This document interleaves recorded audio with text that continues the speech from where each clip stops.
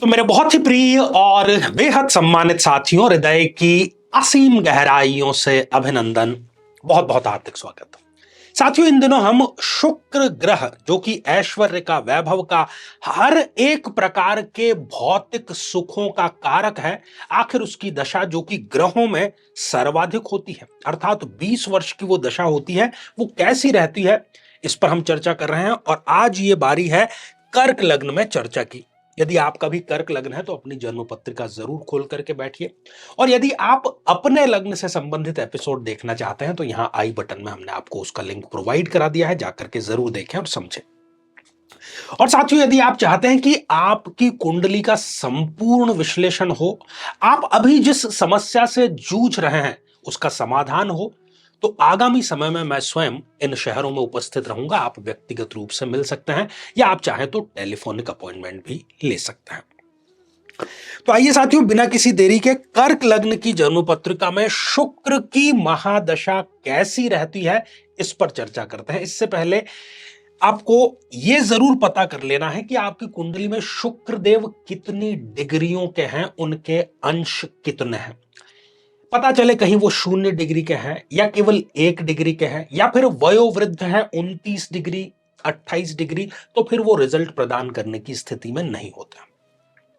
साथियों, हर एक कुंडली में कुछ ग्रह अच्छे होते हैं जिन्हें हम योग कारक कहते हैं, कुछ ग्रह खराब होते हैं जिन्हें हम मारक ग्रह कहते हैं।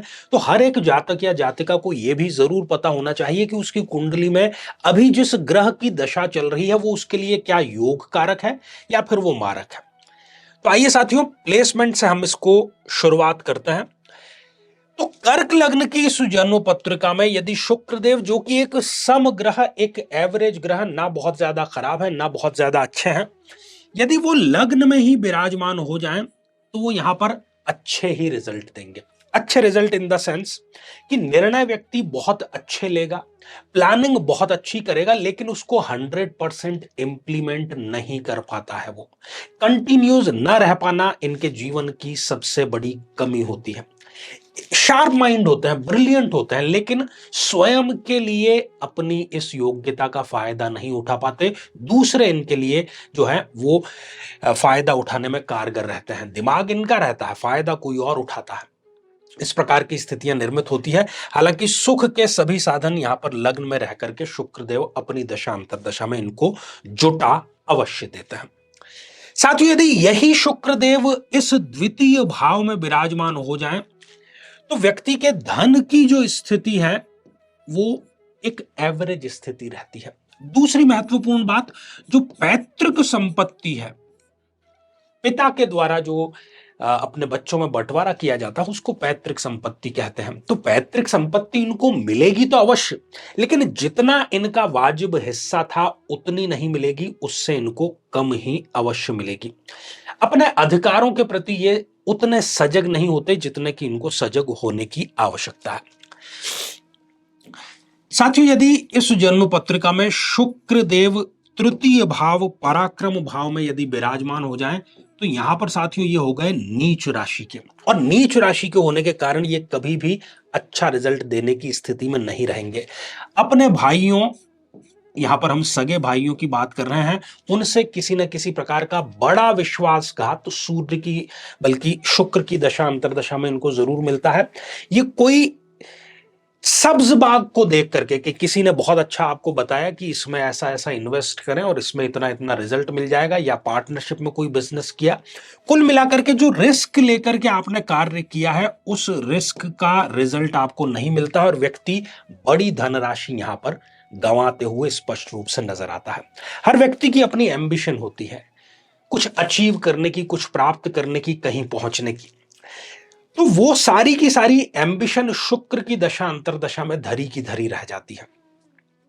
साथियों, यदि शुक्रदेव इस चतुर्थ भाव में विराजमान हो जाएं तो ये कुछ ऐसी स्थितियां हैं जहां पर कि कर्क लग्न में शुक्र बहुत अच्छा रिजल्ट देंगे, क्योंकि समग्रह है और यहां पर वो स्वग्रही हो गए हैं।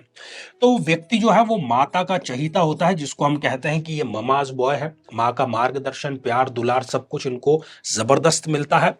भूमि में निवेश से बहुत बड़ी धनराशि ये कमाते हैं। और यदि स्वयं ये रियल एस्टेट का काम करते हैं तो भी ये इनके जीवन में एक बहुत बड़ा योगदान जरूर देते हैं।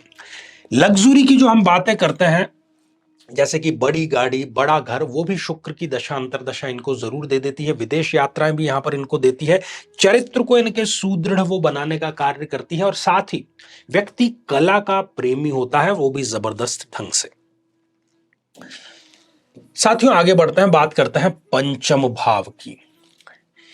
यदि शुक्र देव इस पंचम भाव में विराजमान हो जाएं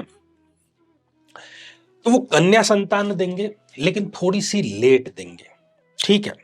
दूसरी बात, प्रेम संबंध देंगे। प्रेम संबंध इनका बहुत लंबा चलेगा, लेकिन वो शादी में परिणत नहीं हो पाएगा। तीसरी बात, यदि ये ट्रेडिंग करते हैं, मैं शेयर मार्केट की बात कर रहा हूं, तो ट्रेडिंग में इनको बहुत कुछ रिजल्ट कभी नहीं मिलेगा। अगर ये लॉन्ग टर्म इन्वेस्टमेंट करेंगे तभी इनको अच्छा रिजल्ट केवल मिल सकता है। साथियों यदि शुक्रदेव इस छठे भाव में विराजमान हो जाएं तो ऐसी स्थिति में भी वो अच्छा रिजल्ट दे पाने की स्थिति में बिल्कुल भी नहीं है। साथियों यहां बैठ करके वो व्यक्ति को ऋण जाल में फंसाने का कार्य करता है, और खास तौर पर व्यक्ति इतना फिजूल खर्च करता है कि अपनी लग्जरी को दिखाने के लिए, दिखावे के खर्च के लिए वो ऋण लेता है और उसके ऋण तले वो दब जाता है। यहां पर यदि स्त्री है तो स्त्री जन्य रोग, पुरुष है तो किसी न किसी प्रकार का गुप्त रोग यहां पर वो जरूर देता है। कई बार ये गुर्दों अर्थात किडनी से संबंधित समस्या भी व्यक्ति को अवश्य यहां पर देते हैं। बार बार अपमानजनक स्थितियां, किसी न किसी प्रकार के नशे का नियमित रूप से सेवन करना, और किसी फाइनेंशियल विवाद में छोटी बड़ी जेल यात्रा भी शुक्र की दशा अंतर्दशा इनको करवा सकती है। साथियों शुक्रदेव यदि इस सप्तम भाव में विराजमान हो जाएं तो यहां पर वो अच्छा रिजल्ट देंगे।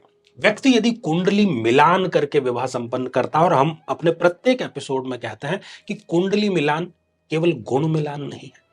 हर एक ग्रह का, हर एक नक्षत्र का, हर एक भाव का, और खास तौर पर आने वाली महादशाओं अंतरदशाओं का मिलान करते हैं तो ही वो कुंडली मिलान कहलाता है। तो यदि ये कुंडली मिलान करके विवाह संपन्न करते हैं तो जरूर इनको दाम्पत्य जीवन में सुखद अनुभव अवश्य होता है, और पति पत्नी की अच्छी जेलिंग होती है, और वो यदि बिजनेस में भी पार्टनर हो तो फिर कहना ही क्या। साथियों यदि शुक्रदेव इस अष्टम भाव में विराजमान हो जाएं तो ऐसी स्थिति में व्यक्ति के ससुराल पक्ष से संबंध बहुत ज्यादा खराब हो जाते हैं। यदि सरकार में है या सरकार में ना भी हैं, किसी मल्टीनेशनल कंपनी में बड़े ओहदे पर हैं, तो पहले किसी प्रकार का किया गया जो किसी प्रकार का 2 नंबर का काम या फोर्जरी का काम, वो शुक्र की दशा आते ही उजागर होता है, पुरानी फाइलें खुलती है, और फिर इनको जेल की जो है वो यात्रा भी यहां पर अवश्य स्पष्ट रूप से करते हैं। 2 नंबर का काम कभी भी इस व्यक्ति को नहीं करना चाहिए, नहीं तो ये लंबे समय की जेल यात्रा भी इनको करवा सकता है। लगातार अपमानजनक स्थितियां, किसी न किसी प्रकार के नशे का नियमित रूप से सेवन करना, यह भी यहां पर स्पष्ट रूप से नजर आ रहा है। साथियों यदि शुक्रदेव इस नवम भाव में विराजमान हो जाएं, अति उत्तम और बहुत ही बेहतरीन स्थिति है। यहां पर जीवन की सर्वोत्तम दशाओं में से एक शुक्र की दशा इस व्यक्ति को रहेगी। यहां पर वो उच्च राशि के हो गए, जैसे कि इनको चाबी मिल गई अपने भाग्य का ताला खोलने की। अद्भुत। जो भी ये कार्य करेंगे उसमें ये अकूत धन संपदा अर्जित करेंगे, विदेश यात्राएं ये करेंगे, और जब ये अंतिम चरण में होगी शुक्र की महादशा तो ये आध्यात्मिक मार्ग पर भी आगे जरूर बढ़ जाते हैं। साथियों यदि शुक्रदेव इस कर्म भाव में विराजमान हो जाए, ये भी अति उत्तम स्थिति है। साथियों पिता का इनको मार्गदर्शन बहुत अच्छा मिलता है, पैतृक संपत्ति और साथ ही पैतृक व्यवसाय भी इनको अवश्य मिलता है। व्यक्ति अनुशासित जीवन जीता है, और एक प्रकार से सेलिब्रिटी सम, लगभग छोटा बड़ा ही सही, एक सेलिब्रिटी का दर्जा भी उसको अवश्य ही मिल जाता है। यदि स्टूडेंट है और आईएएस, पीसीएस या किसी भी कॉम्पिटिटिव एग्जामिनेशन की तैयारी कर रहे हैं तो उनमें भी इनको सफलता अवश्य मिल जाती है। साथियों यदि शुक्रदेव इस आय भाव में बैठे हुए हैं, और ये इच्छा पूर्ति का भी भाव है, और यहां पर ये स्वग्रही हो गए हैं, तो व्यक्ति जो है वो दिल से, मन से एक कलाकार होता है। कला का आप उसको विशेषज्ञ भी कह सकते हैं, कला का आप उसको कीड़ा भी कह सकते हैं। साथियों यहां पर बैठ करके वो किसी भी माध्यम से इनकी निरंतर आय और खास तौर पर दूसरी सेकंड जो आय का स्रोत है उसको ये पैदा जरूर कर देते हैं। अपनी जो आसपास के लोग हैं उनको कैसे कब और किस प्रकार यूज किया जाए उसमें ये बहुत बेहतरीन होता है। अपनी आय तो ये बढ़ाते ही हैं और साथ ही अपनी हर एक इच्छा पूरी करते हुए देखते हैं सूर्य की बल्कि शुक्र की दशांतर दशा में। साथियों यदि शुक्रदेव इस व्यय भाव में विराजमान हो जाए, व्यक्ति आमदनी अठन्नी और खर्चा रुपया इसमें बिलीव करता है। चारवाक की नीति पर वो चलता है कि चाहे उधार लेकर ही सही, घी तो मुझे पीना ही है। तो लग्जरी पर, दिखावे पर बहुत ज्यादा खर्च करता है। हालांकि ये बुढ़ापे में यदि ये दशा आ जाती है, खासतौर पर 65 वर्ष के बाद में, तो वो इनको कोई ना कोई स्थायी रोग अवश्य दे देती है। विदेश जाकर के किसी बड़ा धोखा जो है उसका शिकार, या एक्सपोर्ट इंपोर्ट के व्यापार में इनको कोई बड़ा धोखा जरूर मिलता है। अपमानजनक स्थितियां और छोटी बड़ी जेल यात्रा, खासतौर पर फाइनेंशियल किसी मैटर में, वो यहां पर मिलती है और व्यक्ति नियमित रूप से किसी नशे का भी सेवन जरूर कर सकता है। तो साथियों आज हमने देखा कि कर्क लग्न में शुक्र की दशा उसकी प्लेसमेंट के अनुसार कैसा कैसा रिजल्ट प्रदान करती है। अब यदि आपको इनमें से कोई ना कोई स्थिति होगी, यदि कर्क लग्न की जन्म पत्रिका है, तो यदि आप चाहते हैं कि आपके लिए यह सर्वश्रेष्ठ साबित हो, तो एकमात्र इसका उपाय है कि जो महादशा मंत्र साधना है, जिसमें इसके बीज मंत्र होते हैं, इसके तांत्रोक्त मंत्र होते हैं, वो नियमित रूप से आपको जाप जरूर करने चाहिए। अद्भुत इसका रिजल्ट आपको मिलेगा। तो साथियों श्रृंखला ये हमारी आगे भी जारी रहेगी। तो आज के लिए केवल इतना ही, और इसी मंगल कामना के साथ में कि आप सभी स्वस्थ, समृद्ध और शांतिपूर्वक जीवन व्यतीत करें। नमस्कार।